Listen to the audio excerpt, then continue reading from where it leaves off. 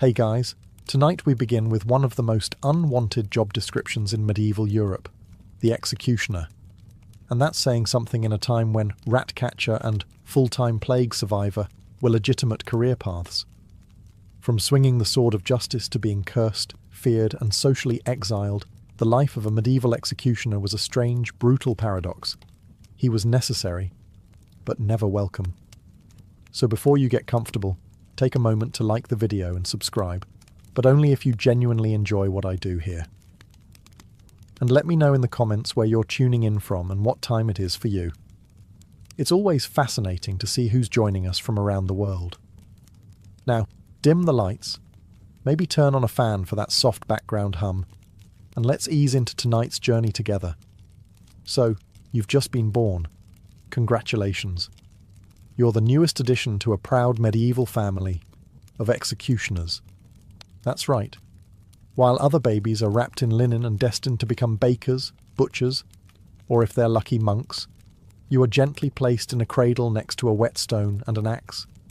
It's not a rattle you're shaking, it's a future. In the Middle Ages, execution wasn't a job you applied for. There was no town hall resume submission. It was inherited, like a really cursed family heirloom. If your father was the executioner, you were the next in line. Simple. No room for career changes, no hopes of becoming a travelling bard or a slightly sad shoemaker. Your path was laid out, and it ended at the chopping block. From the moment you're old enough to walk, you're already getting side-eyed by villagers. Other kids run from you at the well. Adults lower their voices when you walk by, as if your tiny toddler hands are already soaked in symbolic blood. Spoiler, they are. Symbolically, of course, for now. You grow up in a house where the family dinner table conversations are less, "How was your day?" and more, "How many strikes should it take to get it clean?" There's no escaping it. Your toys might include miniature gallows, and your bedtime stories involve phrases like drawing and quartering instead of happily ever after. And it's not just the job, it's the reputation. You could be the kindest, most literate, soft-spoken child in the kingdom, and people would still treat you like you sneak into homes at night whispering threats to chickens. Your very surname might mark you. In some towns, entire family lines of executioners were labelled, tracked, and sometimes forbidden from entering churches, bakeries, or public baths. Hygiene and salvation? Not for you. But hey, there are perks. You'll probably never get bullied too hard. No one wants to mess with the executioner's kid. The fear is real. You might not be liked, but you will be respected, in the same way people respect thunder or very sharp knives. So welcome to life. You didn't ask for this, but it's yours now, forever. So, you've just been born. Hooray, a bouncing baby bundle of joy, swaddled in wool, baptized in holy water, and immediately cursed with generational trauma. You're the newest member of a family of executioners, medieval society's most necessary yet least invited profession. While other children are destined to churn butter or one day inherit a sheep farm, you've been born into the one job that guarantees everyone will avoid you like a coughing stranger during a plague year. Your future is set. Sharp metal, public crowds, and a lifetime of being the guy no one makes eye contact with, even when you're 6. And no, you don't get to choose. Executioner isn't something you apply to be. There's no medieval job fair with a booth that says, "Love justice, hate popularity, inquire within." If your dad swung the axe, guess what you're swinging after puberty? Even as a toddler, villagers whisper when you pass. You haven't even committed your first decapitation and you're already treated like you bite livestock. The blacksmith's kid gets candy. You get suspicious glances and extra space in the pews. That is, if you're even allowed in church. And family dinners? Less, "How was your day?" and more, "Did you remember to oil the gallows chain?" Your bedtime stories don't feature dragons, unless they're being hanged for heresy. Your toys include miniature scaffolds. Your version of hide and seek usually ends in people hiding and never coming back. You can't even marry out of it. Most respectable families won't let their daughters within 5 feet of you, let alone the altar. Which is probably fine. since your family name has been whispered like a curse word for the past 3 generations. That's Carl's boy, you know, the one who swung too deep last winter. And sure, there are perks. No one bullies the executioner's kid. Even the local bully doesn't want to end up as practice. You develop a strong back, a steady hand, and a deadpan stare that gets you out of most social events, which is helpful because you're never invited anyway. So there it is. You're not just born, you're branded. You didn't choose the axe life. The axe life chose you, and it's not letting go. By the time you're old enough to grow a beard or swing a training axe, you've already accepted one core truth. The town needs you, but they'd prefer you stay out of sight, preferably behind a curtain, a hill, or a moral veil of plausible deniability. As a medieval executioner, you're society's walking contradiction. You do the work no one else dares to do. And for that, you're rewarded with silence, suspicion, and the occasional terrified blessing from 10 feet away. People talk to you like you're a haunted well, useful in a crisis, but deeply unsettling the rest of the time. Need someone publicly disemboweled? The town calls you. Need someone invited to their daughter's wedding feast? Not a chance. You're the final solution to every problem the sheriff doesn't want on his conscience. And yet, once the deed is done, and the head rolls into the hay, everyone suddenly remembers they had somewhere else to be. Usually, anywhere that isn't next to you. In court records, you're referred to as the Blade of Justice. In tavern gossip, you're that creepy guy who probably talks to skulls. You could save a child from drowning and someone would still whisper, "Yes, but how many people has he chopped in half?"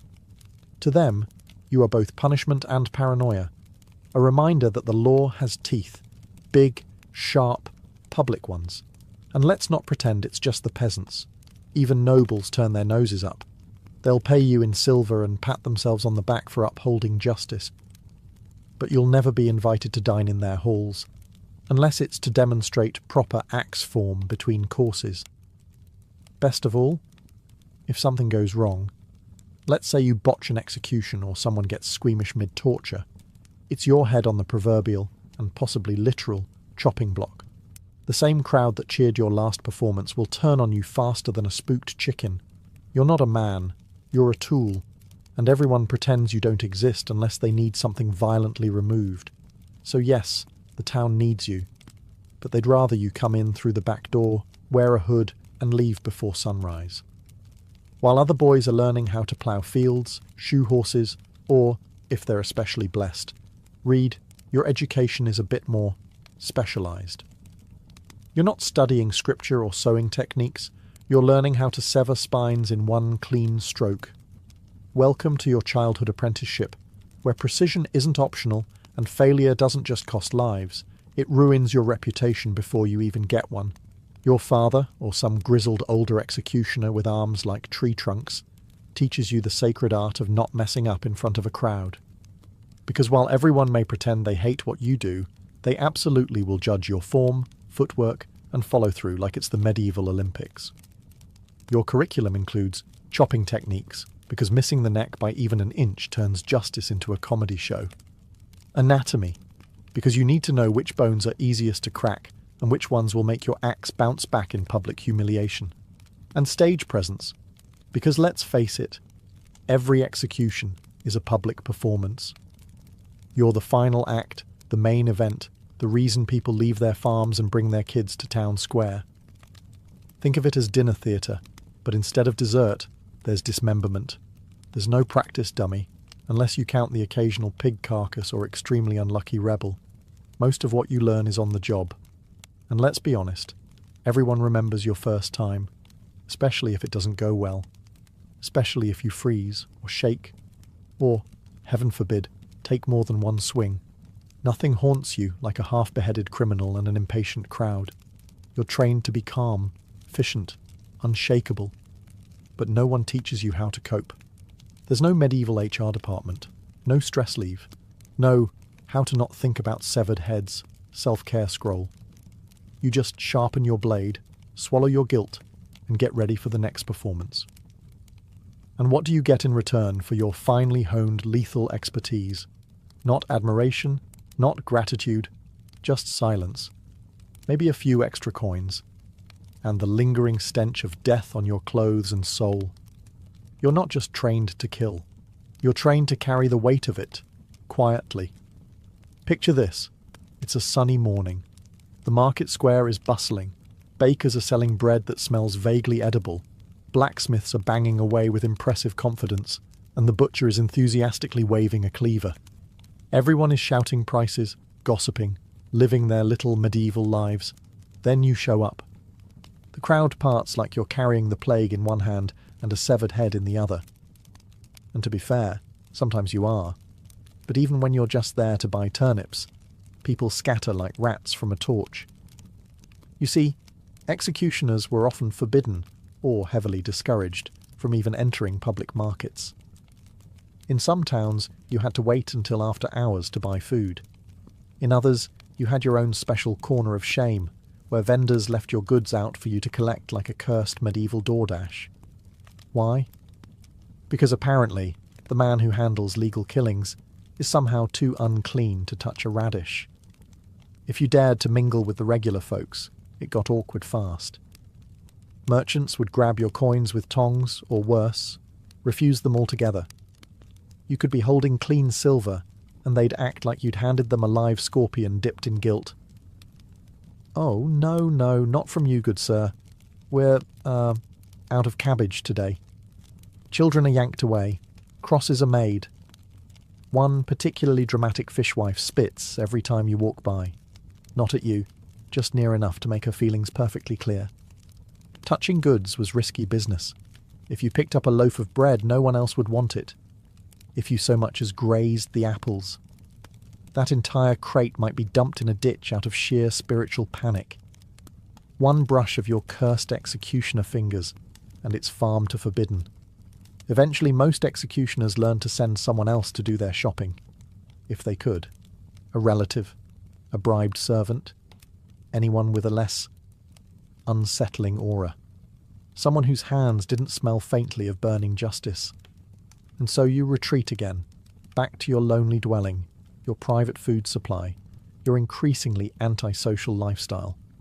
Because even when you're off the clock, the town still remembers who you are, and they'd really prefer it if you didn't touch the cheese. Congratulations, you've got your own place. Unfortunately, it's not in town. Not even close. Your new address is beyond the northern gate, past the gallows, next to the wild boars. As a medieval executioner, you don't just get the cold shoulder, you get full-on banishment by zoning law. You're not allowed to live inside the city walls with the normal people.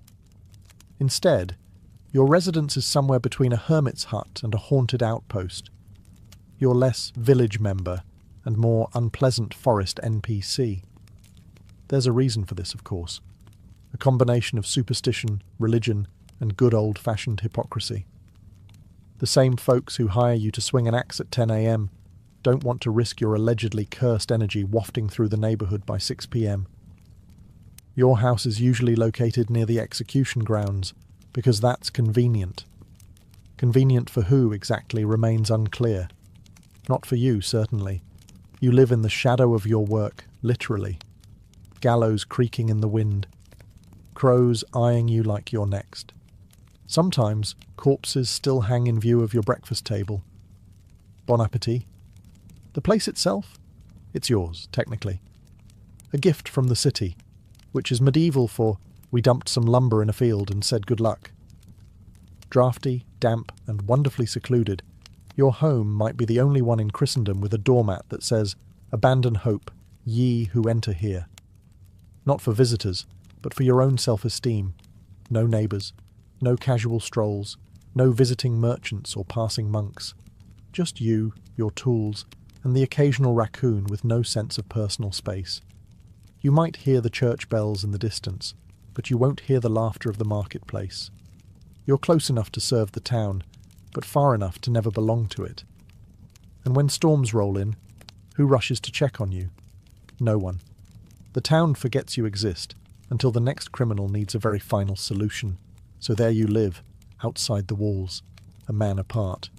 visible only when your presence is required. Like thunder, ominous, functional, and best appreciated from a distance. So, you're an executioner. You live outside the walls, your handshake is treated like biohazard, and your grocery runs require diplomatic finesse. But surely, you can find comfort in family, right? Right? Well, here's the thing. Medieval executioners did have families. They just had a hard time starting them. See, once your occupation is known, your dating prospects plummet faster than a heretic through a trapdoor. No one wants to marry the guy whose job description includes the phrase, "clean up arterial spray." Respectable families lock their doors when you walk by. Fathers hold their daughters closer. Even the town drunk, who once proposed to a goat, looks at you and says, "Bit much, don't you think?" So your dating pool ends up being shallow. Very shallow. Often, the only people willing to marry executioners are other outcasts, gravediggers, knackers, lepers, or, if you're lucky, widows whose standards have taken serious structural damage. Romantic candlelit dinners? Try conversations whispered in alleys so no one sees her talking to you. And if you do manage to marry and have children, they inherit your profession like a curse sewn into their skin. Sons are trained from youth to swing steel with surgical precision, and daughters? Well, they carry the name, which is usually enough to be socially exiled by age 6. It's not so much a family as it is a legally necessary support staff. Your family can't attend festivals, can't walk through town together, can't pretend to be normal for even a single Sunday. If they do go to church, they sit in the back, or they don't go at all, because even salvation has bouncers. And over time, that isolation takes a toll. You love your children, sure, but you also pass them a future that smells like blood and loneliness. The family tree doesn't grow, it repeats. Same job, same shame. Same invisible wall between you and the rest of humanity. There are no proud portraits, no family crests, just a long line of people who wore hoods not to hide their faces, but because the world never wanted to see them in the first place. So, you've executed your duties, literally, all week. You've lopped off heads, disemboweled a heretic or two, and maybe even cleaned your blade with holy water out of sheer anxiety. Surely it's time to confess your sins, right? Light a candle. Say a prayer. Start fresh. Well, not quite. In the eyes of the medieval church, you're somewhere between necessary evil and walking contradiction. Yes, you enforce divine justice. Yes, you serve the state and uphold law and order. But also, and this is important, you kill people for a living, which, inconveniently, is a sin. And so, despite doing God's dirty work, you are not exactly welcome in his house. Many executioners were outright denied confession. Some priests wouldn't listen. Others insisted you undergo ritual cleansing before stepping inside the church. Which is tricky, because no amount of soap washes away a reputation. And don't even think about receiving Holy Communion. That was reserved for clean souls. Yours is more of a permanent stain. It's a cruel irony. You kill with state approval, yet spiritually, you're treated like a man who strangles kittens for fun. Even lepers, who at least had a medical excuse, were often treated with more compassion. Weddings? Not in the church. Christenings? Maybe, if the priest is having a generous day and half the town isn't glaring at him. Funerals? Don't count on it. Some executioners weren't even buried in consecrated ground. They got the ditch outside the cemetery walls, prime real estate for exiles, suicides, and people who forgot to tithe. So where does that leave you spiritually? Nowhere comforting. You spend your life surrounded by death, and yet you have no path to forgiveness. You can't unburden yourself. You can't cry to a friar or light a votive for your sins. Instead, you carry them, quietly, heavily. Sometimes you drink, sometimes you scream into the woods, sometimes you just sharpen your blade again. Even when you believe you're doing right, when the law is clear, the trial fair, you still go home unsure whether you're damned by man, by God, or both. Because even in a world where everyone sins, You're the one who made a profession out of it. There's nothing quite like the pressure of performing executions in front of a screaming crowd. It's part justice, part ritual, part public entertainment, and you're the main act. Forget about nerves. Forget about bad weather. The crowd doesn't care if your wrist hurts, if your stomach's empty, or if the axe is a little dull from last week's double hanging. They came to see a show. And you? You're holding the spotlight and the blade. The goal is simple. One clean swing. A fast, clean beheading is the gold standard. Anything less, and the murmurs begin. Miss by an inch? The crowd gasps. Take a second swing? They groan. A third? Now they're booing. Some are laughing. One kid just started crying. Someone throws an onion. And let's be honest, you feel it too. The shame, the failure, the victim still twitching on the block, the blood spurting wrong, your boots sticky with regret. You weren't trained for this part. The psychological shrapnel that comes from turning someone's last moment into a civic embarrassment. Sometimes the axe gets caught in bone. Sometimes the condemned jerks at the last second. Sometimes your hand just slips. And in those moments, your entire reputation, and possibly your job, hangs in the balance. Because here's the thing, no one cares how hard the job is. They just want it to look easy. Executioners are supposed to be clinical, unemotional, precise. If you falter, you risk looking weak. And in a world obsessed with strength, weakness is contagious, and the rumours spread fast. He needed 2 swings. His hand was shaking. The guy suffered. You become a cautionary tale whispered in breadlines. Don't end up like that poor soul, or worse, like the guy who couldn't even finish the job. So you go home, scrub your blade, and relive every mistake, every gasp, every groan. You replay it until your mind is too tired to keep spinning, and even then, it lingers. Because in your world, the axe doesn't just fall on the condemned. It hovers over you too, every time you step onto that platform. So you've done the deed. The crowd has gasped, gawked, and dispersed. The condemned is headless, justice is served, and the village square is back to selling cabbage. Time to pack up and head home, right? Not even close. Being an executioner wasn't just about swinging an axe. That was the dramatic part, the flashy moment. The rest? Far messier, far quieter, and far more grotesquely underappreciated. Because someone has to deal with the body. And surprise? It's you. You might be asked to burn the body, bury it in unconsecrated ground, or stuff it into a shallow grave under the gallows. The medieval equivalent of a garbage chute. No funeral, no ceremony, just the faint hope that the local dogs don't dig it up. And you don't get gloves, or soap, or a break. You are, effectively, the sanitation department of death, the final cleaner of sin, the silent janitor of justice, and no one thanks you. In fact, the same people who cheered the execution now avoid you even harder because you smell like ash and entrails. There are also the side jobs. Torture? That's on you. Branding criminals? You again? Public shaming setups? You're the guy with the hammer and nails. Sometimes they'll even have you flog someone while reading scripture aloud, multitasking your way through a moral meltdown. Oh, and if a noble demands discretion, guess who's cleaning up the noble's mess with 0 witnesses and a very real understanding that if anyone talks, they're next? Executioner by title, yes. But by function? You're medieval society's all-purpose horror technician. When the crowds disappear, the priests go silent, and the court scribes head back to their parchment. You stay behind. You finish the job no one else can stomach. For all the fear, revulsion, and existential dread wrapped around your role, being an executioner does come with one undeniable perk. You get paid.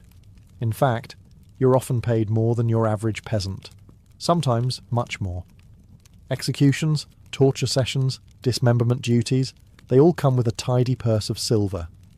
Add in bribes for extra discretion or making it quick, and you might even find yourself with the kind of money that makes bakers envious. But here's the catch. You can't spend it like a normal person. You walk into a tavern with a jingling pouch, and suddenly the room gets real quiet.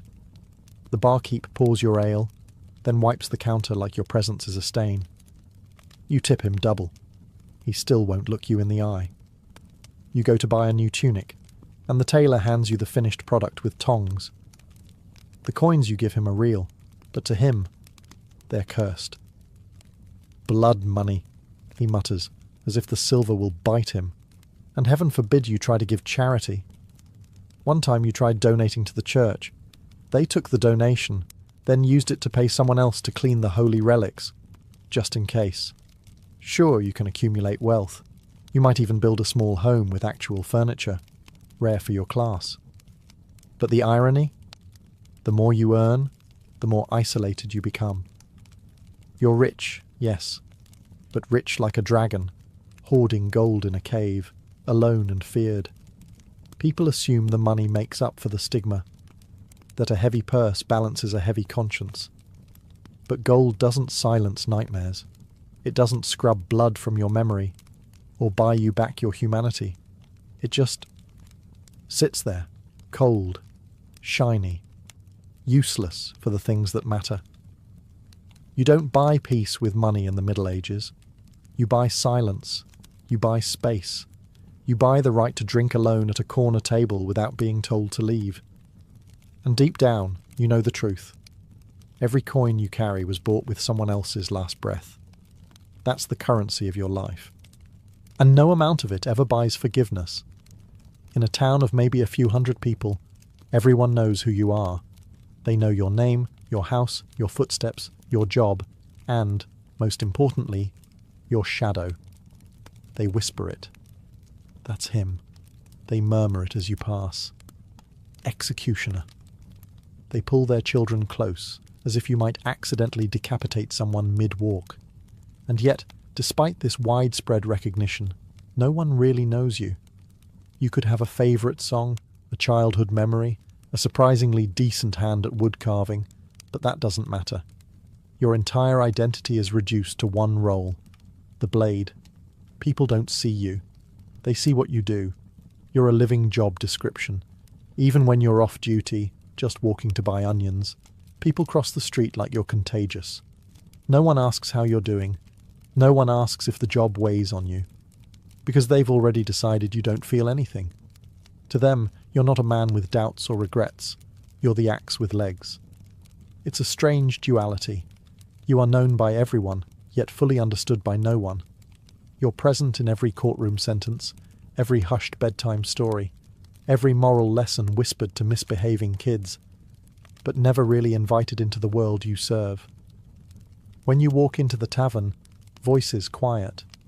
When you leave, they rise again. You hear laughter, but never with you. Always after you've gone.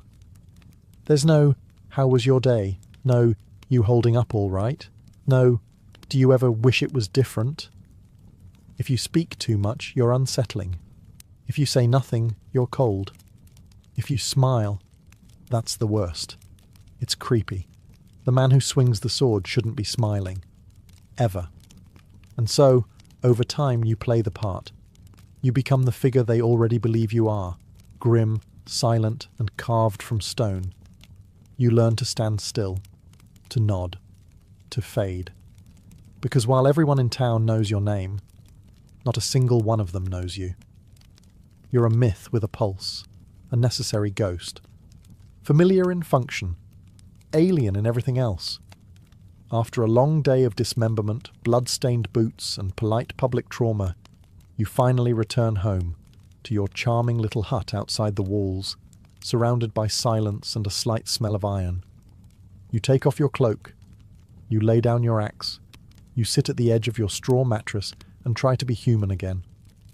But the nightmares are already waiting. You lie down and close your eyes. And there they are, the faces. Not heroic, not villainous, just people. Some screamed, some cried, some mumbled prayers with trembling lips. Some looked you straight in the eye as if to say, "You know this is wrong."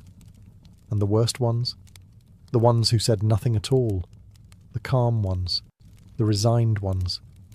the ones who accepted their fate faster than you ever could. You relive every swing. You feel every bone crunch. You hear the gasps of the crowd, their disgust, their delight. You see the bodies falling in slow motion, like tragic marionettes with their strings cut. There's no escape. Not in sleep, not in silence, not in drink. Believe me, you've tried. You start to flinch at everyday sounds. The clatter of firewood, the snap of rope, the creak of wooden stairs. All reminders, all echoes. And you never forget the ones you botched, the blade that hesitated, the cut that went crooked, the moan of someone who was supposed to die faster. You carry that. No one checks on you. There's no medieval counsellor for post-traumatic decapitation disorder. You don't write letters. You don't cry in public. You stare into the fire and hope your soul doesn't go fully numb before your hands do. Sometimes, late at night, you ask yourself, what if they were innocent? What if justice got it wrong? What if I got it wrong? But you already know the answer doesn't matter, because the sentence was passed. The crowd gathered, the axe fell, and the nightmares stayed. You were trained to kill, not to grieve. But your dreams didn't get the memo. So you wake up with clenched fists, aching temples, and blood that won't wash away, because it's not on your hands anymore. It's in your head. The thing no one tells you when you become an executioner is this: you don't retire. There's no farewell feast, no pension, no golden axe mounted on a plaque. You just start shaking one day, or missing, or dreaming too loudly, and the town begins to whisper, not with sympathy, with concern, not for you, for efficiency. Because to them, you're not a man. You're a mechanism, a moving part in the justice machine. As long as the blade is sharp and the swing is steady, they nod from a distance and pretend you don't exist. But the moment you falter, the instant your hands tremble on the block, or you take a second too long with the rope, the machine creaks and they all notice. Suddenly you're a problem, a liability, not because your soul is unravelling, but because you're disrupting the spectacle. The crowd didn't come to see guilt. They came to see competence. So the town begins its quiet transition. Maybe a younger man, your apprentice, your son, your distant cousin, starts handling smaller jobs. A flogging here, a branding there, then a hanging. No one tells you you've been replaced. You simply start getting fewer summonses. The coin slows. The stares change from fear to faint pity, the most dangerous kind of pity, because it means they've stopped needing you. And when you're finally forgotten, it's not by accident. It's design. You fade into your cottage outside the walls, your tools rusting beside you. Your hands, once strong and precise, now tremble when you lift a spoon. Your knees ache from a lifetime of kneeling at the block, and no one comes to visit. Your name becomes an uncomfortable footnote in village memory. Remember old what's-his-name? The one with the axe? Oh yeah, didn't he go mad? And when you finally die, probably alone, the church still isn't sure whether to bury you inside the gate or just leave you under a tree somewhere. Because in the end, you were never part of the town. You were a service. And services, when worn out, are quietly discarded. At first the job made sense. The condemned were thieves, murderers, heretics. You were the arm of the law, the edge of justice. You didn't question. You executed, efficiently, publicly, without hesitation. But as the years dragged on, and the block grew slick with repetition, something began to itch beneath the surface of your certainty. It starts small. A man sentenced for stealing a loaf of bread. He had 5 children. No defence. Just hunger. Then a woman, accused of witchcraft because she muttered prayers in the wrong language. You saw the fear in her eyes, the absolute confusion as the noose slipped over her neck. And then the nobles, the ones who ordered deaths not because of guilt, but because of politics, land, jealousy, or the need to make someone disappear. You start to realise you're not just burying criminals, you're burying secrets. The executioner's block becomes a filter, one that sifts out the inconvenient, the poor, the powerless. And you're the final stamp, the one who makes it irreversible. You want to believe in law, in structure, in right and wrong. But the voices that once declared guilt so confidently now ring hollow. You've heard the crowd cheer as a man screamed. You've seen magistrates exchange glances like merchants haggling over a soul. And you were always told, it is not your place to judge, you only carry out the sentence. But what happens when the sentence is wrong? There's no room to ask, no confessional booth, no forum. You sit alone at night, sharpening your blade, wondering how many lives were ended because someone needed a message sent. And you can't say anything, not just because it's dangerous, but because who would listen? You're the executioner. No one believes the man who wears the hood. You don't get opinions, you get orders. So you bury justice, one stroke at a time. Not because you want to, but because you have to. Because in this world, truth is a luxury, and you're just the broom that sweeps it under the scaffold. And the worst part? You're starting to think you were never justice's sword, just its grave digger. You spent your life in service, not to glory, not to gold, not even to justice, just to duty, the grim, blood-soaked kind no one talks about at feasts. And when your end finally comes, it isn't dramatic, no poetic final words, no family gathered at your bedside, just a cough that doesn't go away, a slow fade in a straw-stuffed bed that still smells faintly of iron and damp rope. One final breath, and that's it. No bells toll, no priest rushes to your side, no one weeps. Your body is found by a local boy, or maybe not found at all until the smell becomes a problem.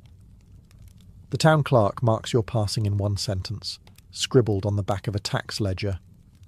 Executioner, deceased, replacement pending. There's no funeral procession, no carved headstone, maybe a wooden marker if someone remembers, but it won't last the winter. You're not buried in the churchyard, of course. You're laid in the earth outside the gates, the same gates you were never allowed to pass through in life. Executioners, after all, were unclean, tainted, useful, disposable. You were the one who buried hundreds, and yet no one truly buries you. The town moves on quickly. There's always another blade, another son, another poor soul who inherits the job like a curse wrapped in tradition. In the years to come, people might speak of you in fragments. The one who beheaded that baron, remember? The one who drank alone and never looked anyone in the eye. Or worse, what was his name again? Your legacy isn't stories or children or peace. It's silence. It's absence. It's the space you filled that no one wants to talk about. And maybe that's fitting. You spent your life ensuring the guilty were forgotten. You just didn't realize you'd be forgotten with them. So, in the end, your death mirrors your life. Necessary, but never mourned.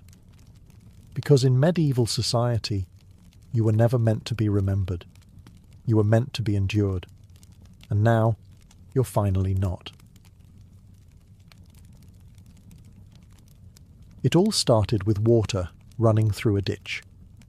On January 24th, 1848, a man named James W. Marshall, working on the American River near Coloma, California, looked down and saw something strange glinting in the sun.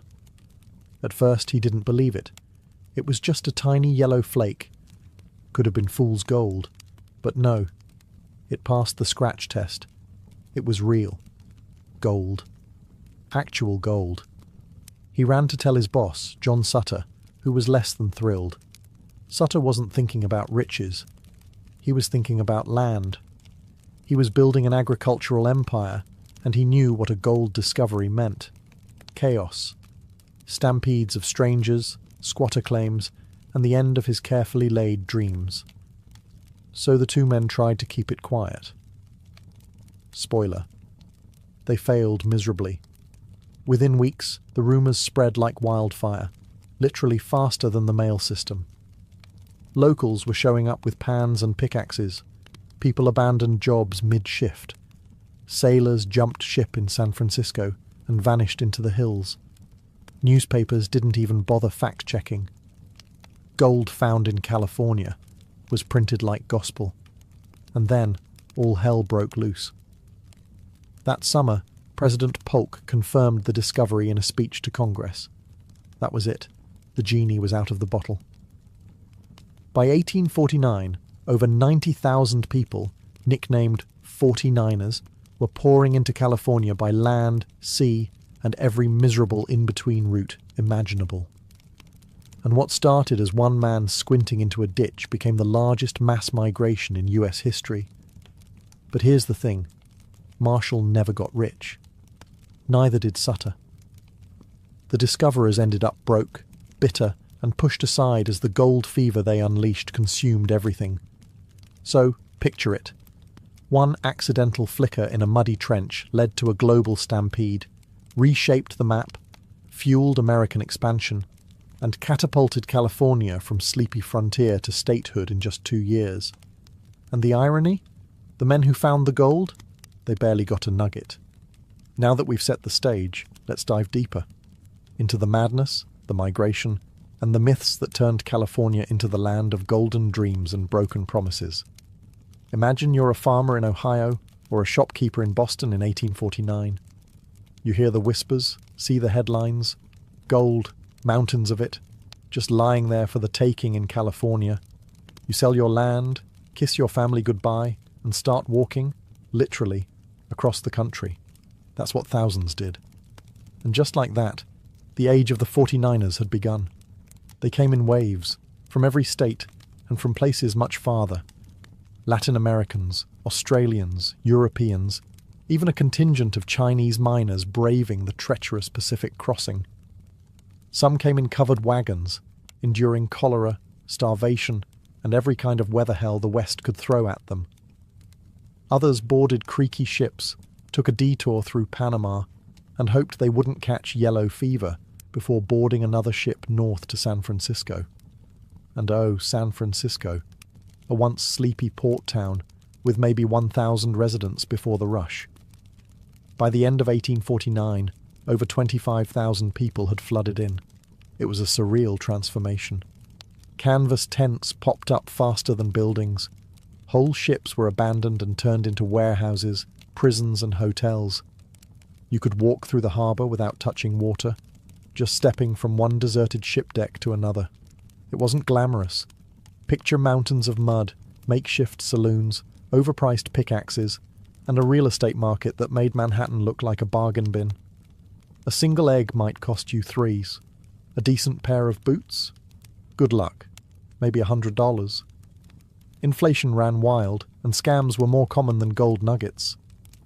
But that didn't matter. The dream was enough. Gold fever had its grip. Some struck it rich in a single afternoon. Others dug for years and died penniless. The rivers of the Sierra Nevada became clogged with miners, each swinging a pan, hoping their next scoop would change everything. This migration changed more than just California. It altered the entire American psyche. Suddenly, hard work wasn't just noble, it might make you wealthy. Manifest Destiny got a shot of adrenaline. California, barely a blip on the map a year before, was now the promised land. Of course, when thousands of desperate men pile into the same few valleys with shovels, things get tense. So, you've made it. You've walked across deserts, survived dysentery, and maybe even dodged a few bandits. You've reached gold country. Congratulations. Now the real misery begins. Mining wasn't a glorious treasure hunt. It was back-breaking, soul-crushing labour. Forget chests full of gold coins. This was hours spent knee-deep in freezing rivers, swirling pans of gravel, praying to find a glimmer. Most didn't. For every lucky strike, there were 1,000 empty pans and 10,000 aching backs. In the early days, it was all about placer mining, scooping gravel from riverbeds and letting water do the work. But as the easy gold vanished, things escalated. Miners turned to rockers, sluices, and eventually hydraulic mining, a violent process that blasted entire hillsides apart with water cannons. It tore through the land and poisoned rivers. but it got results. The camps were chaos. Imagine a rowdy collection of tents, makeshift cabins and saloons, all stitched together by desperation and mud. Bathing was optional. Food was scarce. Whiskey was not. Violence simmered under the surface.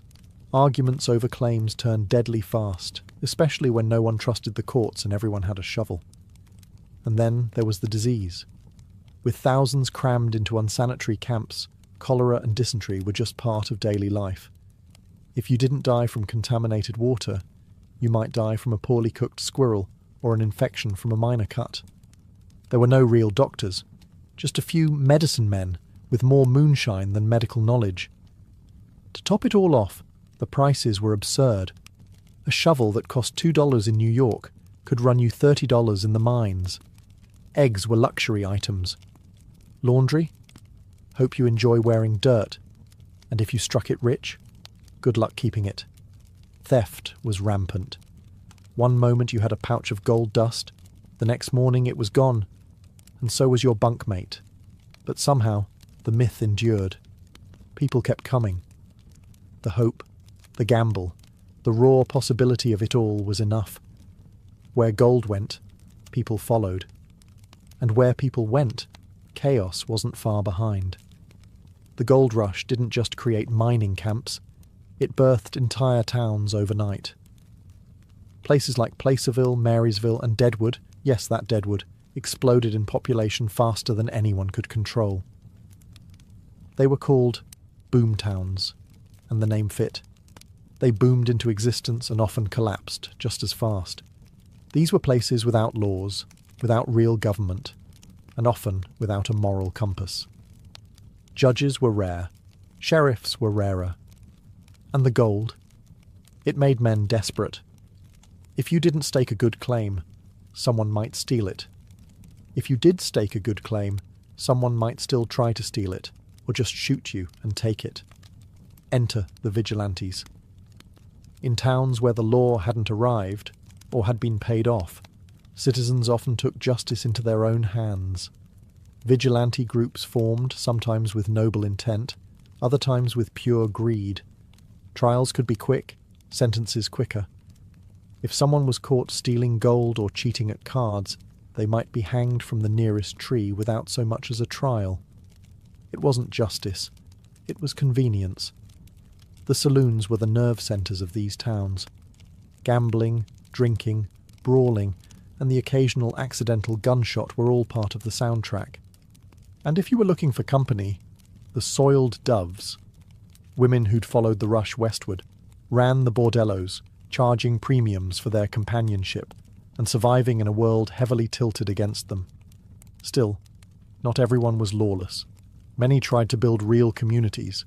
Churches sprang up, schools opened, and newspapers began circulating. San Francisco even formed a committee of vigilance to root out corruption, and ended up becoming more powerful than the actual government. One strange detail: gold wasn't always used for buying things. It was too easy to shave off. Instead, people traded in gold dust, literally measured by tiny brass scales on the bar counter. A pinch might get you a meal, a full pouch, a night you might not remember. But boom towns weren't built to last. Once the gold dried up, so did the population. Many towns were abandoned, becoming ghost towns almost overnight. While prospectors chased dreams of wealth, others paid a price that was far higher than gold. The California gold rush wasn't just a story of fortune, it was also one of displacement, violence, and racial injustice. And the first to suffer were the Native American tribes. California's indigenous peoples had lived in the region for thousands of years, but once the rush began, they were driven from their lands with brutal speed. Forests were cut down, rivers poisoned by mercury and sediment, and hunting grounds overtaken by miners and boomtowns. Some tribes were forced into servitude under the guise of apprenticeships. Others were outright massacred. State-sanctioned militia campaigns were even funded to remove native populations. It was nothing short of a disaster. In just 2 decades, California's native population plummeted by nearly 90%. And then came the waves of immigrants, especially the Chinese. By the early 1850s, tens of thousands of Chinese labourers had arrived in California. Most intended to work, earn money, and send it home to their families. But what they got instead was suspicion, racism, and harsh taxes. In 1850, California passed a foreign miners' tax, targeting the Chinese specifically. They were banned from owning land, from testifying against white men in court, and from mining without paying extortion-level fees. Yet despite these barriers, many Chinese miners endured. They formed tight-knit communities, reworked abandoned claims, and even built the backbone of future infrastructure, laying tracks for the Transcontinental Railroad just a few years later. Mexican and Latin American miners were also pushed out, often violently. Despite having legitimate claims and gold mining experience, they were hounded out of towns, labelled greasers, and stripped of their rights. And African Americans? Both free and enslaved individuals came west seeking opportunity. Some did find it, establishing businesses, farms, and even newspapers. But the racial lines were always shifting, and the promise of freedom came with no guarantees. Slavery wasn't legal in California, but loopholes were exploited by southern slaveholders who brought enslaved people with them under other names. The gold rush transformed America, but it also revealed its deepest contradictions. It was a land of opportunity, yes, but only for some. Gold didn't just glitter, it greased the gears of a transforming nation. The California gold rush injected a seismic jolt into the US economy. By 1852, gold exports from California totaled over $80 million. That's billions in today's dollars.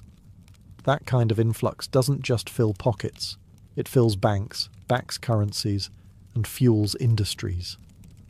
Suddenly, California wasn't a sleepy western frontier. It was the epicenter of national attention, wealth, and ambition. But there was one big problem. California wasn't a state. It wasn't even organized territory in the traditional sense. It had been acquired in 1848 after the Mexican-American War, but governance was a mess. The sudden flood of settlers made it clear something had to be done, and fast. So in 1850, just 2 years after the first gold nugget was found, California became the 31st state. That's warp speed for US expansion, and unlike many other Western territories, it bypassed the awkward adolescent years as a territory. Straight to statehood, no waiting in line. But there was a catch. California was admitted as a free state, banning slavery. This sent the already fragile balance between free and slave states into a tailspin. The South was furious, the North was energized, and the political tension pushed the nation one step closer to civil war. Meanwhile, back in California, the wealth kept flowing, and not just from gold. Entrepreneurs realized that the miners were the real gold mine. A German immigrant named Levi Strauss began selling tough canvas pants that miners couldn't tear through, and invented blue jeans. Leland Stanford sold supplies to miners before going on to help build the Transcontinental Railroad and found Stanford University. That railroad, by the way, became the artery connecting California's gold to eastern markets. Before the railroads, it took months to reach California by land or sea. With trains, a matter of days. The gold rush didn't just spark economic growth. It sparked infrastructure, commerce, and a boom in Western migration. And while California grew richer and more connected, the US realized something else. Whoever controlled the West might just control the future. If the gold rush turned men into legends, it also turned landscapes into battlegrounds. The earliest mining efforts were relatively low impact, pans, shovels, maybe a rocker box along a riverbank. But as the surface gold ran out, miners turned to more aggressive methods. That's when things got ugly. By the mid-1850s, hydraulic mining arrived. Picture this. Massive nozzles called monitors shot water with enough pressure to blast entire hillsides apart. Entire mountains were turned to mud slurry in the hunt for tiny flakes of gold. It was fast, efficient, and utterly devastating. Trees were flattened, Hills disappeared. Rivers ran brown for miles. Sediment from hydraulic mining clogged riverbeds and flooded farmlands. The once fertile Central Valley began drowning under tons of mining debris. The Sacramento and San Joaquin rivers overflowed, not just from rainfall, but from the unnatural buildup of displaced earth. Crops died. Towns flooded. Fish populations collapsed. It wasn't mining. It was slow-motion environmental warfare. Miners also used mercury to help separate gold from sediment. It worked, but the mercury didn't disappear. It seeped into soil, flowed downstream, and poisoned ecosystems.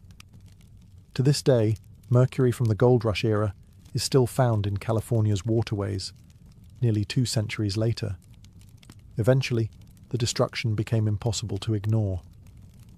In the 1880s, a group of Central Valley farmers sued a hydraulic mining company in a case that became a national landmark.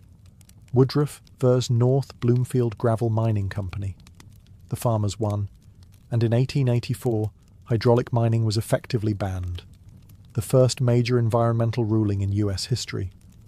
But the damage had been done. The California landscape had been reshaped, sometimes beyond recognition. Forests turned to barren mudflats. Hills hollowed out and never recovered. Rivers were rerouted. Ecosystems upended. And yet, the gold rush also sparked the beginning of America's environmental conscience. As people saw the toll, voices began to rise, calling for balance, for responsibility, for protection of the land. These were the seeds that, decades later, would grow into national parks and conservation movements. The gold rush built dreams, yes, but it also left scars. By the late 1850s, the richest gold veins had been tapped. Boomtowns began to empty, and the pickaxes were traded in for ploughs, pens, and printing presses. But the gold rush wasn't fading, it was transforming. What started as a chaotic scramble became a cultural myth. The California gold rush etched itself into the American imagination as a story of adventure, freedom, and reinvention. Newspapers spun tales of lucky strikes and overnight millionaires, while dime novels turned grubby prospectors into rugged heroes of the West. Of course, reality was messier, but myths rarely need facts. The prospector became an American icon. Weathered hat, long beard, gold pan in hand. Never mind that most real miners were broke, or buried in shallow graves. The image stuck. California became synonymous with opportunity. The American dream suddenly had a location. Even phrases we still use today were born in this gold-soaked era.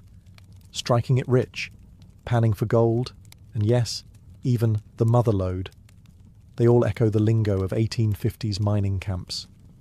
And let's not forget the iconic Levi's jeans, born from the rugged needs of miners and eventually adopted by the world.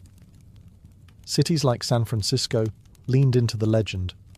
What had once been a lawless port now rebranded itself as a gateway to success. Tourism pamphlets spoke of gold country, and old mining towns began staging festivals, reenactments, and parades, celebrating a time that had nearly broken them. The gold rush also deeply influenced American cinema. Westerns romanticized the lone miner with a heart of gold, fending off claim jumpers and wooing saloon girls. It wasn't accurate, but it sold tickets and helped cement the frontier myth in popular culture. But beneath the glamorized legends lay harder truths of environmental damage, racial exclusion, and lives lost in pursuit of fleeting glitter. Still, the dream endured. And perhaps that was the point. Because the gold rush wasn't just about wealth, it was about hope. The belief that if you were brave or lucky or stubborn enough, you could change your life with a shovel and some grit. The California gold rush officially ended in 1855, but its impact never really stopped. California, once a remote Mexican frontier, had become a powerhouse. Within just a few years, it had gained statehood, reshaped America's economy, and attracted people from every continent. But more than that, it had become a symbol of reinvention, of ambition, of what might still be buried just beneath the surface. The population surge didn't just bring gold hunters, it brought builders, teachers, merchants, and dreamers. Former miners started farms, businesses, newspapers. The infrastructure built for gold was repurposed for growth. Roads turned into trade routes, camps into cities, and shacks into homes.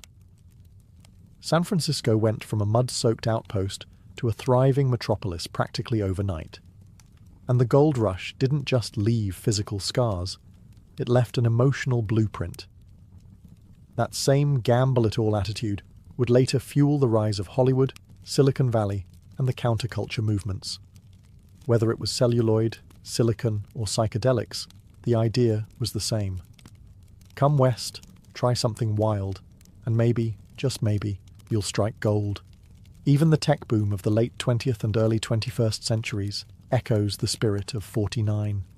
Young entrepreneurs, fueled by belief and caffeine, rushing into California with nothing but a laptop and a dream. It's not so different from those dusty miners with pickaxes and high hopes. But the gold rush also reminds us of what ambition can cost. Native communities decimated, ecosystems disrupted, inequality baked into the economy from the very start.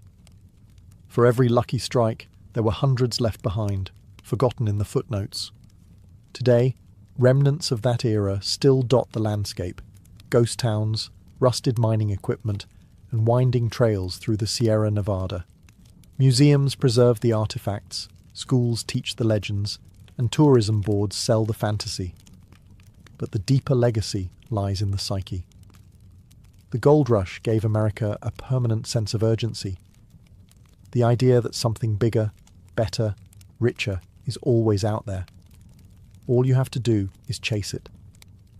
So when you hear the phrase, California Dream, remember, it started with a shimmer in the dirt, and 1,000 men willing to risk everything for a shot at something more. Long before anyone carved laws into stone or inked treaties onto papyrus, trade was already shaping the ancient world. It began not with maps or merchants, but with footsteps, worn tracks across hills and valleys, trodden by prehistoric peoples in search of what they lacked. Long before the Silk Road, the Amber Road, or the Spice Route, there were trails of salt, stone, and survival. Imagine a time before writing, before cities, when humans lived in scattered tribal groups, bartering goods out of necessity. One village had flint, another had shells, a third had access to salt, a precious preservative in a world without refrigeration. Somehow, those items moved, traded hand to hand, tribe to tribe, across vast and difficult terrain. And the evidence is clear. Obsidian from Anatolia shows up in Neolithic dig sites hundreds of miles away. Baltic amber turns up in graves as far south as Mycenaean Greece. Someone, long before borders and bureaucracy, was moving these goods. These first trade routes were not carved or engineered. They were organic, dictated by nature. Rivers became highways. Mountain passes became corridors. Forest trails became lifelines. And with each passing generation, these paths grew more defined. Hunters became traders, and traders became messengers, carrying not only goods, but also gossip, stories, and even early religious ideas. Trade wasn't just about objects. It was about knowledge. It was how farming techniques, metallurgical skills, and even early artistic styles spread between cultures. A tribe that learned how to smelt copper from another might change its entire way of life. A decorative motif shared through traded pottery might inspire a whole new artistic tradition. These exchanges were slow, often spanning generations, but they were revolutionary. And all of this happened before writing existed. The legacy of these early routes lies in their persistence. Many later trade roads, like parts of the Silk Road or the Arabian incense trails, followed the same general paths first used by prehistoric traders. These invisible highways were the nervous system of early human connection, a web of trails that wove the world together long before anyone ever drew a map. By 3000 BCE, the scattered barter trails of prehistory had evolved into something more sophisticated, structured commerce between cities, kingdoms, and eventually empires. Nowhere was this transformation more dramatic than in Mesopotamia, the land between the Tigris and Euphrates. Often called the cradle of civilization, it was also the cradle of ancient commerce. The Sumerians, and later the Akkadians and Babylonians, weren't just farmers and builders. They were traders, and they knew the value of keeping records. Around this time, they developed cuneiform, one of the earliest known writing systems. At first it was used to track goods: how much grain was traded, how many goats exchanged, what quantity of beer was delivered to the temple storehouse. In other words, writing was born out of the need to manage trade. These Mesopotamian cities didn't have everything they needed, so trade became essential. They imported timber from the Levant, copper from Oman, tin from Iran, and precious stones like lapis lazuli from what is now Afghanistan. In return, they exported textiles, grain, oil, and intricately crafted goods. The merchants who facilitated this trade weren't adventurers. They were professionals, often backed by temples or royal houses, with contracts, ledgers, and risk-sharing agreements. Mesopotamia's trade routes extended overland and along waterways. The Euphrates and Tigris served as the main arteries, with barges ferrying goods between cities like Uruk, and Babylon. Overland, caravans of donkeys carried goods north to Anatolia, or east toward Elam. Trade wasn't just economic, it was political. Alliances were forged through exchange. Kings sent gifts to secure peace, and merchants acted as informal diplomats, carrying messages between distant lands. The concept of a merchant class began to emerge. These weren't nobles, priests, or warriors. They were specialists in negotiation, risk, and logistics. And they wielded real influence. In time, their presence became essential to the stability of these early urban economies. Mesopotamia showed that trade could bind cities together, create wealth, and drive innovation. It transformed exchange from necessity to system, from handshakes to contracts. While Mesopotamian merchants ruled the rivers and overland routes of the Near East, another civilization rose to dominate the seas, the Phoenicians. By 1200 BCE, these master sailors from the Levantine coast, modern-day Lebanon and parts of Syria and Israel, had transformed the Mediterranean into one of history's most active maritime trade networks. The Phoenicians didn't build empires through conquest. They built them through commerce. Their city-states, notably Tyre, Sidon and Byblos, were small but fiercely independent, and they shared a common gift: the sea. With narrow strips of land and limited agriculture, these cities turned to the waves for survival. And they did more than survive. They thrived. Phoenician ships were fast, durable, and ahead of their time. They pioneered the use of biremes, ships with 2 rows of oars, making long-distance sea travel more efficient and reliable. These vessels crisscrossed the Mediterranean, trading everything from timber and glass to the famed Tyrian purple dye, extracted from sea snails and worth its weight in gold. But perhaps their most lasting legacy was what they carried along with their cargo: the alphabet. The Phoenician writing system, with its 22 consonantal letters, would go on to inspire Greek, Latin, Arabic and Hebrew scripts, the backbone of modern written communication. They established trading posts from Cyprus to Carthage, from Sicily to southern Spain. Carthage itself, which later became Rome's fiercest rival, started as a humble Phoenician outpost. These coastal colonies created a commercial network that rivaled any terrestrial empire. And Phoenician trade wasn't just about moving goods, it was about cultural diffusion. Through their interactions, they spread technologies, religious practices, and art styles across 3 continents. Egyptian scarabs ended up in Iberian graves. Babylonian cylinder seals were found in Greek islands. A web of connection grew, tied not by blood or blade, but by trade. Yet, for all their influence, the Phoenicians left behind few monumental ruins. Their legacy is quieter, found in shipwrecks, scattered pottery, and the alphabets we still use today. As seafarers like the Phoenicians turned the Mediterranean into a commercial superhighway, another equally vital network was thriving far from the coast, across the vast deserts of North Africa and the Arabian Peninsula. These were the trade routes of camel caravans, ancient highways etched into sand, where survival was earned mile by mile. The desert may seem like a barrier, but for ancient traders it was a corridor. Long before paved roads, camel caravans connected sub-Saharan Africa with North Africa, the Levant, and Arabia. These routes moved gold, salt, frankincense, myrrh, ivory, slaves, and stories. The camel, known as the ship of the desert, made it all possible. Domesticated around 1000 BCE, the dromedary camel could endure scorching heat, travel days without water, and carry loads of up to 600 pounds. In North Africa, the trans-Saharan trade routes flourished between kingdoms like Ghana, Mali, and later Songhai. These were not barren wastelands.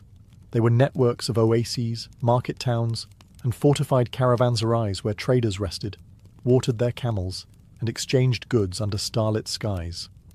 Gold from the Niger River basin travelled north, often traded weight for weight with salt, a vital resource in the tropics. Salt from the Sahara was cut into massive blocks and transported south, forming the backbone of empires. Meanwhile, in Arabia, the incense trade was booming. Frankincense and myrrh, harvested in southern Arabia, modern Yemen and Oman, were highly prized in Egypt, Mesopotamia, Greece, and Rome for their use in temples, medicine, and burials.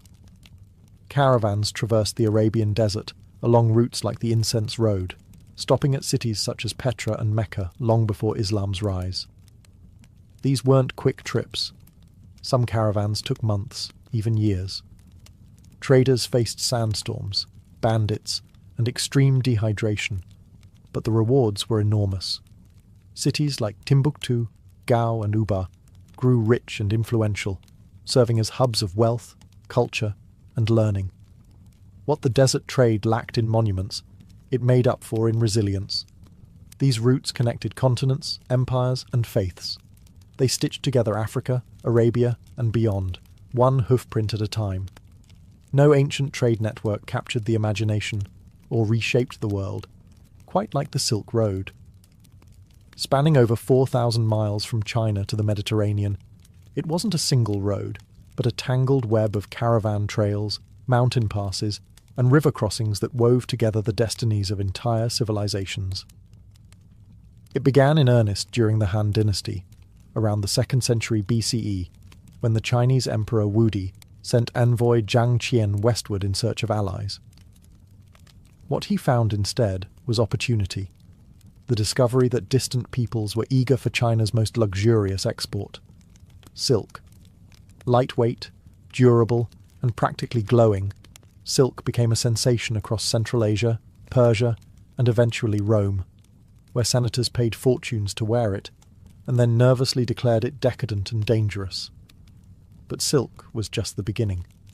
East met West in the form of goods, ideas, and even diseases. From China came porcelain, tea, and paper. From India, spices, gemstones, and Buddhism. Persia offered carpets, glassware, and horses. Rome and later Byzantium exported wine, olive oil, and fine metalwork. Every link in the chain brought something new, and received something unexpected. The road itself was brutal. Traders crossed scorching deserts like the Taklamakan and climbed icy peaks in the Pamirs. Bandits lurked at every pass, and merchants rarely made the full journey. Instead, goods changed hands dozens of times, passed along like whispers through markets and caravanserais. Cultural exchange flourished alongside commerce. Monks, missionaries, and musicians travelled these paths, spreading philosophies and fables. The Silk Road didn't just carry merchandise, it transported mathematics, astronomy, medicine, and art. The spread of Buddhism from India into China and beyond is one of the Silk Road's most profound legacies. Cities like Samarkand, Kashgar, and Dunhuang became cosmopolitan centres, where languages mixed and temples stood side by side. Entire empires rose and fell around, controlling key stretches of the route, from the Parthians to the Sogdians to the Mongols. And then came the Black Death, likely carried along these same routes in the 14th century, reminding the world that trade also moves what we can't see. While the Silk Road carried caravans across mountains and deserts, the Indian Ocean offered a liquid superhighway, one that was faster, cheaper, and in many ways even more influential. By 1000 BCE, the Indian Ocean trade network was already humming with activity, connecting East Africa, Arabia, India, Southeast Asia, and eventually China in a vast web of commerce and culture. Unlike the chaotic unpredictability of land routes, the Indian Ocean had a rhythm: the monsoons. These seasonal winds were predictable, one direction in summer, the opposite in winter. Skilled sailors learned to ride these wind cycles, allowing for planned round trips across vast distances. Thanks to the monsoon system, a merchant ship could sail from East Africa to India, load up with goods, and return months later with time to spare. What did they carry? Everything. From India, black pepper, cotton textiles, ivory carvings, and later sugar and indigo. From Arabia, frankincense, myrrh, horses, and dates. East Africa offered gold, slaves, and exotic animal products. Southeast Asia traded in spices, nutmeg, cloves, and cinnamon that were so valuable they could be worth more than gold per ounce. This wasn't just about raw materials, it was about ideas. Islam spread rapidly along these maritime routes, not by conquest, but by commerce. Muslim merchants established communities in Indian ports, on the Swahili coast, and as far east as Indonesia. Local rulers often converted for economic advantage, embedding religion into trade. Ports like Calicut, Zanzibar, and Malacca became multi-ethnic melting pots. You could hear Arabic, Tamil, Swahili, and Chinese spoken in a single market. These weren't backwaters. They were global hubs, centuries before globalization became a buzzword. Ship technology also advanced rapidly. The dhow, with its triangular sail, became the vessel of choice, agile and fast. Chinese junks, massive ships with multiple decks and watertight compartments, later joined the mix, especially under the voyages of Admiral Zheng He in the 15th century. What made the Indian Ocean trade special wasn't just its scale, but its collaboration.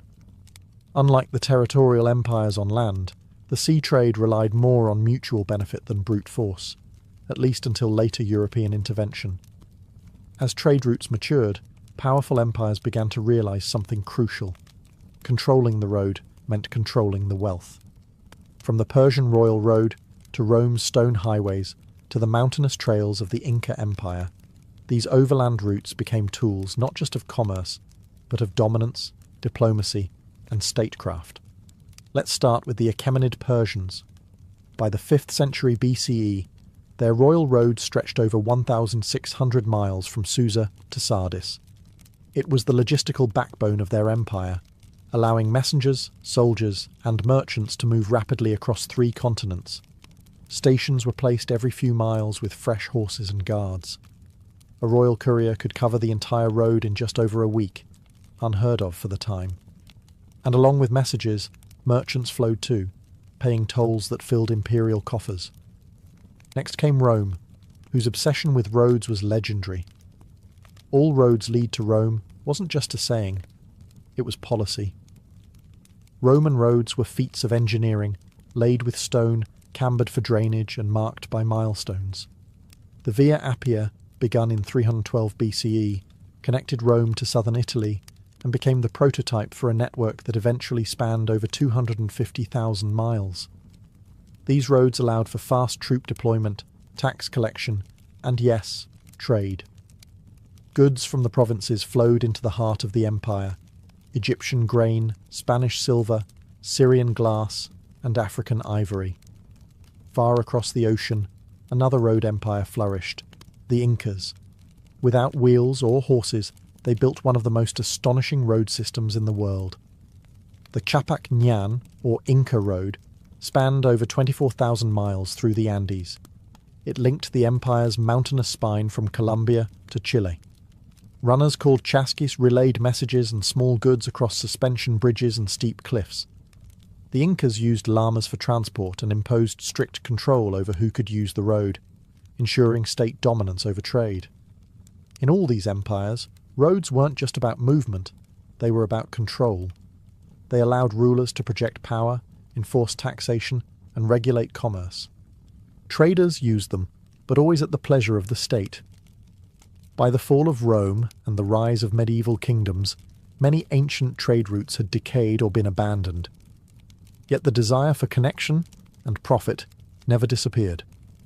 In fact, the medieval period saw old routes revived and new ones forged by a surprising cast of characters: religious pilgrims, crusaders, merchant guilds, and ambitious city-states. Religion was a powerful motivator. Pilgrimage routes across Europe, like the Camino de Santiago, became arteries of movement. Pilgrims weren't just carrying faith, they carried money, supplies, stories, and even new ideas. Inns, markets, and towns grew along these sacred paths, and local economies boomed. Spiritual devotion kept people moving, and commerce followed. Meanwhile, Islamic empires to the east were thriving. The Abbasid Caliphate transformed cities like Baghdad and Damascus into glittering trade centres. Muslim merchants expanded trade into sub-Saharan Africa, Central Asia, and even China, linking the Islamic world to the revived Silk Road. Arabic became the lingua franca of trade across 3 continents. In northern Europe, the Hanseatic League emerged, a powerful alliance of merchant cities like Lübeck, Hamburg, and Bruges. They controlled the flow of goods across the Baltic and North Seas, trading salt, furs, grain, and timber. With their own navy and legal systems, they weren't just traders, they were an economic superpower. Italian city-states like Venice and Genoa took trade to the next level. Positioned perfectly between East and West, they became middlemen for luxury goods arriving from Asia via the eastern Mediterranean. Spices, silks, and precious stones flowed through their ports, enriching powerful merchant families like the Medicis. Then came the Crusades. While they failed to reclaim the Holy Land, they succeeded in reopening and expanding east-west connections. European crusaders returned not just with scars, but with silks, spices, and new appetites. The result? A booming demand for Eastern goods, and renewed interest in the overland and maritime trade routes that could deliver them. Guilds emerged to protect local economies and standardize trade. Markets became fairs, fairs became towns, towns became cities. Trade wasn't just reviving, it was institutionalizing. By the late 15th century, the world was on the verge of a dramatic transformation. The age of ancient trade routes was giving way to a new era, one driven by sails, cannons, and global ambition. But the foundation for this seismic shift had been laid over millennia, on the backs of camels, ox carts, and merchant ships guided by the stars. The explosion of maritime exploration, led by Portugal and Spain, was not the beginning of global trade, but its acceleration. Vasco da Gama's sea route to India in 1498 bypassed the land-based Silk Road entirely, undercutting Middle Eastern middlemen and redrawing the economic map. Suddenly, spices, silks, and porcelain flowed straight from Asia to Europe, faster, cheaper, and on a scale never before seen. Colonial empires soon followed. The Portuguese set up trading posts from Mozambique to Malacca. The Spanish sailed west and discovered the Americas, where gold and silver were extracted in vast quantities and shipped across oceans. The Dutch and English weren't far behind, founding East India companies that acted like governments, with armies, navies, and monopolies on entire trade networks. Ancient land routes like the Silk Road faded in importance, but their legacy endured in infrastructure, language, culture, and commerce. Trade hubs like Samarkand and Constantinople, though diminished, retained echoes of their former glory. New cities rose from their legacy: Amsterdam, London, and New York. built on the same principles of connectivity and commerce. Modern trade routes, railroads, highways, air corridors, and undersea cables still trace the patterns established by ancient traders. Globalization may be powered by algorithms and cargo ships today, but its DNA comes from Phoenician sea lanes, Roman roads, and Indian Ocean monsoons. And the influence isn't just economic. Ideas, religions, technologies, even diseases, all followed the trails of traders.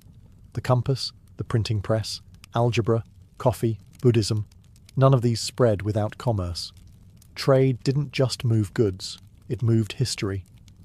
So next time you see a container ship glide across the ocean or a freight train rattle past, remember, it's not just steel and cargo. It's the echo of a Silk Road caravan, the shadow of a Phoenician galley, the pulse of humanity forever in motion, chasing not just profit, but connection. Tulum is not your typical ancient Maya city. While most Maya centers are buried deep in the jungle, surrounded by dense forest and hidden temples, Tulum rises dramatically above the Caribbean Sea, perched on a limestone cliff overlooking turquoise waves. It's a postcard scene with a powerful history, a sacred coastal outpost that stood watch over both the land and the sea. Located on the eastern edge of the Yucatan Peninsula, in what is now Quintana Roo, Mexico, Tulum was one of the last major cities built and inhabited by the Maya. Its peak came relatively late, between the 13th and 15th centuries CE, during the post-classic period, just before the Spanish arrival. But despite its late bloom, Tulum left an outsized mark on Maya history. Its name means wall in Yucatec Maya, a reference to the thick limestone barrier that encloses the city on three sides. The fourth side? That's the open Caribbean Sea, stretching endlessly eastward. This combination made Tulum uniquely defensible and symbolically significant.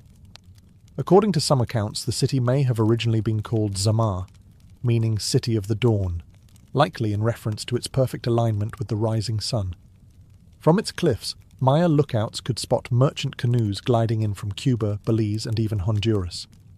Tulum was a key node in a complex maritime trade network, dealing in obsidian, jade, salt, honey, textiles, and dried fish. It connected inland cities like Coba and Chichen Itza to the sea, and its wealth flowed through both canoes and caravans. But Tulum wasn't just a trade hub. It was a spiritual stronghold. Every building, every platform, and every shrine was carefully positioned, many aligned with celestial bodies or sacred dates in the Maya calendar. It was a city that watched the sky as much as the surf. And even after the Spanish arrived and the city was eventually abandoned, Tulum was never truly forgotten. Its ruins remained visible from the sea, a haunting reminder to passing sailors of a civilization that charted the stars long before Europeans arrived. Tulum may appear small compared to Maya giants like Chichen Itza or Tikal, but its compactness is deceptive. Every structure within its stone walls was placed with purpose, guided by astronomy, spiritual belief, and strategic design. This wasn't just a city, it was a cosmic map carved into stone. At its core, Tulum's layout reflects a balance between the earthly and the celestial. The city is surrounded on three sides by thick defensive walls, each up to 5 meters thick and 3 meters high. A clear statement that Tulum was as concerned with protection as it was with worship. But within those walls lies a careful arrangement of temples, altars, and platforms that aligned with the heavens. The centerpiece of the city is El Castillo, not a castle in the European sense, but a temple pyramid that dominates the skyline. Built on a cliff edge, it served both as a religious shrine and a lighthouse for Maya sailors. When the sun rises directly behind it during key times of the year, it lights the facade in perfect symmetry. Some scholars believe it was used to track the solstices and equinoxes, allowing the Maya to align their rituals with the rhythms of the cosmos. Next to El Castillo is the Temple of the Descending God, named for the carved figure above its doorway, a figure with wings and an inverted posture, believed to represent a celestial or fertility deity. This temple faces west, catching the sunset and perhaps symbolizing the transition from day to night, life to death. Key themes in Maya spirituality: Many buildings are constructed on raised platforms and are oriented along precise axes, often northeast-southwest or east-west. These were not arbitrary choices. They echo the Maya obsession with tracking Venus, the sun, and the lunar cycle. Even doorways and windows seem to frame celestial events at certain times of the year. Tulum's planners didn't just design a defensible city, they designed a spiritual calendar in stone. It was a place where architecture, astronomy, and mythology merged into daily life. Rising above the turquoise sea like a silent sentinel, El Castillo is Tulum's most iconic structure.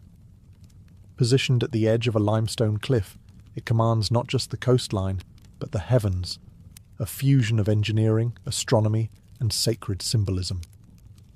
Though not as massive as the Great Pyramids of inland Maya cities, El Castillo was never meant to compete in size. It was meant to signal. Built in stages, El Castillo likely served multiple roles: temple, shrine, watchtower, and possibly even lighthouse. During the day, its high elevation and stark stone facade made it visible from far out at sea. For Maya sailors navigating the Caribbean in large dugout canoes, El Castillo marked both a physical and spiritual harbour, a beacon of protection under the watch of the gods. But it wasn't just a daytime guide. At night, fires may have been lit within the temple atop the structure. Paired with small windows and aligned with seaward gaps in the reef, the glow could be used to help mariners safely reach Tulum's shore through narrow breaks in the coral. This would make El Castillo one of the earliest examples of a lighthouse-like structure in the Americas. Religiously, El Castillo was likely dedicated to the diving god, or the descending god, a celestial figure connected to Venus, the planet that played a central role in Maya cosmology. The Maya believed Venus influenced warfare, agriculture, and the calendar. Structures like El Castillo were used to track its appearances in the sky. During specific dates in the solar and Venusian calendars, the sun would rise or set directly in line with the temple, bathing it in radiant light, a moment of cosmic synchronization. The temple itself is modest in size but elevated for maximum visibility. Its stairways and niches suggest rituals were held atop, where priests performed ceremonies visible from the plaza and coastline below. Unlike massive ceremonial complexes inland, El Castillo wasn't about grandeur. It was about function, guiding ships, channeling solar energy, and connecting the sea with the sky. Tucked near the centre of Tulum's ceremonial core is one of its most fascinating and spiritually charged buildings, the Temple of the Frescoes. Unlike the imposing height of El Castillo, this structure draws the eye not through scale, but through detail. It's a multi-level temple complex, rich with symbolism, iconography, and some of the finest surviving Maya murals on the Yucatan coast. The temple served a dual purpose, as a shrine and as an observatory. The upper level likely functioned as a ritual space for priests, while the lower chamber housed painted murals and stone carvings that brought the Maya cosmos to life. Though weather and time have eroded many of the original pigments, enough detail remains to offer a stunning glimpse into Maya spiritual thought. Inside, the frescoes depict a pantheon of gods, deities, and supernatural creatures. Most prominent among them is the descending god, often shown upside down, a rare and intriguing figure in Maya art. This god, associated with Venus, fertility, and possibly bees, appears in multiple places throughout Tulum, reinforcing his importance to the city's identity. The murals also show scenes of creation, underworld journeys, and cosmic battles. Sky bands, earth monsters, and celestial symbols swirl together in a painted narrative that reflected the Maya view of a multi-layered universe. For the Maya, the world was divided into three parts: the heavens above, the earthly realm, and the watery underworld below, all of which appear in these frescoes in striking visual form. On the exterior, the temple is adorned with stucco masks and niches. Some of these likely held offerings or small idols. Columns support the portico, giving the structure an almost Greco-Maya appearance, a rare architectural feature in this region. Astronomically, the Temple of the Frescoes is thought to have been aligned with key solar events. Windows and sightlines may have marked solstices or equinoxes, helping priests maintain the sacred calendar. It was both a house of worship and a timekeeping device, as functional as it was beautiful. Among Tulum's sacred structures, none is more enigmatic than the Temple of the Descending God. Modest in scale but rich in symbolism, this temple is dedicated to one of the most mysterious deities in the Maya pantheon. A figure depicted upside down, wings or headdress flared, descending from the heavens. His image appears throughout Tulum, suggesting a guardian presence, a celestial overseer of the city perched between sea and sky. Located just to the west of El Castillo, the temple stands atop a small platform. It features a single-room sanctuary with a narrow stairway and a prominent niche above the doorway. And there, in the niche, is the defining element. A stucco relief of the descending god, head first, knees bent, arms outstretched, as though mid-flight or mid-fall. No one knows his true name, but scholars have linked him to Kinich Ahau, the sun god, or possibly to a bee deity revered for its role in pollination and honey production, essential elements in Maya agriculture and ritual. The descending posture is rare in Maya art and architecture. Typically, deities are shown upright, enthroned, or in combat. But here, the inverted figure suggests a spiritual inversion, a messenger between worlds, bringing divine influence down into the human realm. Some interpretations connect him to Venus, the morning star, a powerful celestial body in Maya astronomy associated with cycles of war, rebirth, and sacrifice. The temple itself is aligned to capture the light of the setting sun, creating a dramatic visual spectacle during certain times of the year. This alignment may have signaled ritual dates or seasonal transitions. For Tulum's priests, such moments weren't just beautiful, they were divine appointments. Inside, the temple would have held offerings, incense burners, and possibly the ashes or bones of elite individuals. Though small, it was a site of intense spiritual significance, a space to commune with the sky, interpret omens, and perform rites under the watching gaze of the descending god. This figure, with wings spread and body inverted, became a symbol of Tulum itself, a city that stood on the edge of land, between sky and sea, at the turning point of the calendar and the cosmos. While Tulum is celebrated for its temples and astronomical alignments, its physical defences tell a different kind of story, one of protection, strategy, and geopolitical awareness. Unlike most ancient Maya cities, which sprawled openly across the landscape, Tulum was built like a fortress. 3 massive stone walls encircle the inland sides of the city, while the fourth edge ends in a sheer cliff above the Caribbean Sea. It wasn't just sacred, it was secure. The walls are impressive even today, up to 5 meters thick and as high as 5 meters in some places, with narrow passageways that could easily be defended. These weren't symbolic boundaries. They were practical military installations, built to repel raiders, pirates, or rival city-states. The entrances were small and few, forcing any intruder to enter single file, vulnerable and exposed. Strategically placed along the perimeter were watchtowers, squat, round buildings with small windows or slits that offered clear lines of sight over the land and sea. From here, guards could spot approaching canoes long before they reached shore. These towers may have also doubled as communication points, using smoke or fire signals to alert the city's elite of any threat or arrival. But these defences also had a spiritual dimension. To the Maya, walls didn't just keep enemies out, they separated the sacred from the profane. Inside the walls was holy space, where temples aligned with the cosmos, rituals echoed the stars, and every step was watched by the gods. Outside was the wilderness, the unknown, and the unstable world of politics and warfare. The positioning of Tulum also gave it incredible control over both land and sea routes. It lay along the Maya coastal trade network, a major artery for goods moving up and down the Yucatan Peninsula.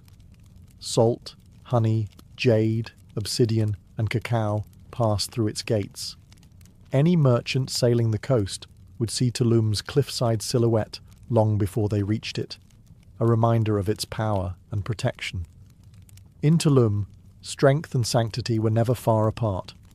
Long before colonial ports and international harbours, Tulum was a thriving maritime trading post, a coastal checkpoint that linked inland Maya cities with the Caribbean world. Its location wasn't chosen for beauty alone. Strategically perched above the sea with access to sheltered landing beaches, Tulum was built to connect. The Maya were expert seafarers. They carved massive dugout canoes from sabre trees, some large enough to carry 20-30 people and hundreds of pounds of cargo. These vessels paddled up and down the Yucatan coastline, travelling as far as modern-day Honduras to the south and the Gulf Coast to the north. With prevailing currents and consistent trade winds, Maya merchants followed well-established maritime routes that turned Tulum into a key stop. Goods flowed in from every direction. From the inland highlands came obsidian, jade, and cacao, valuable items used in ritual and elite exchange. From coastal regions, merchants brought salt, dried fish, cotton textiles, honey, feathers, and shells. Tulum didn't produce all of these items itself. Instead, it served as a distribution point where goods could be stored, taxed, and redirected along the network. What made Tulum unique was its combination of sea access and defensive structure. Unlike open coastal towns, Tulum had walls. This meant not just protection from raiders, but also control over who came in and out. Goods were monitored, elites collected tribute, and priests likely blessed the transactions, reinforcing the idea that trade and ritual were closely intertwined in Maya society. Foreign merchants may have passed through as well.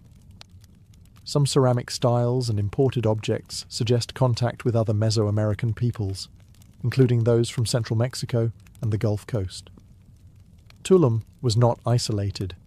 It was plugged into a regional system that pulsed with economic, cultural, and spiritual energy. Canoes likely pulled into small landing beaches just below the cliffs, where goods were offloaded and carried up into the city. From there, they could be exchanged, stored, or carried inland by human porters to major cities like Kobar. Tulum was a crossroads, not just of geography, but of identity. For centuries, Tulum thrived as a sacred stronghold and bustling trade port. But like all great cities, its dominance eventually faded. By the time the Spanish arrived in the early 16th century, Tulum was still standing, but already in decline. Its walls remained intact, its temples still visible from the sea, but its golden age was clearly behind it. So what happened? Tulum's decline was likely gradual, not catastrophic. There's no evidence of war or violent destruction, no signs of mass fire or invasion. Instead, it seems the city slowly lost its strategic importance. As trade networks shifted and larger inland centres like Chichen Itza and Mayapan rose and fell, Tulum's influence began to wane. The economic arteries that once flowed through its gates may have rerouted elsewhere. There's also the broader context of Maya civilization. By the late post-classic period, many Maya cities were already experiencing political fragmentation, shifting alliances, and declining populations. Environmental stresses, including droughts and soil exhaustion, likely contributed to the instability across the Yucatan. These factors would have rippled out to Tulum, even if it was more coastal and less dependent on agriculture. Then came the Spanish. In 1518, Spanish explorer Juan de Grijalva sailed past Tulum. His crew noted the city's tall stone buildings and imposing walls. They were struck by its scale and structure. A few years later, during Hernán Cortés' expedition to Honduras, the Spanish again passed by Tulum, remarking on its beauty and the towering temple that stood like a sentinel over the sea. But they did not stop to conquer it. Not right away. By the end of the 16th century, however, Tulum was abandoned. Whether through disease, disruption of trade, or the cultural upheaval brought by colonization and Christianity, its people gradually left. What remained were empty temples, wind-worn walls, and the echo of rituals once performed beneath the stars. Yet Tulum never fully disappeared. Unlike many jungle-wrapped Maya ruins, it stood exposed, visible from the water, a ghost city on the cliff. Sailors passed it for centuries, its silhouette a marker of a world that had slipped into memory. Long after its last incense burned and its final traders departed, Tulum stood silent above the sea, not lost, but waiting. Unlike jungle cities like Palenque or Calakmul, Tulum was never completely buried. Its cliffside perch kept it visible to sailors and locals alike. But it wasn't until the 19th century that it re-entered the world's historical imagination. In 1842, two explorers, John Lloyd Stephens and Frederick Catherwood, arrived in Tulum during their now famous expedition through the Maya world. Stephens, an American diplomat, and Catherwood, a British artist, were among the first Europeans to document the ruins in detail. Catherwood's illustrations of El Castillo and the Temple of the Descending God mesmerized European readers, and Tulum quickly gained fame as one of the most photogenic and accessible Maya sites. Archaeological work increased in the 20th century. The Mexican government began preservation efforts, stabilizing structures and clearing vegetation. Unlike deeper jungle ruins, Tulum was relatively easy to access and soon became a popular destination, not just for historians, but for tourists, photographers, and spiritual seekers. Today, Tulum is one of the most visited archaeological sites in Mexico. Thousands walk through its stone gates each day, past temples that once aligned with the stars and walls that once defended sacred ground. Visitors stand where Maya priests once charted Venus in the sky, and where sailors once saw the city emerge like a vision from the waves. Yet the real magic of Tulum lies in what it continues to reveal.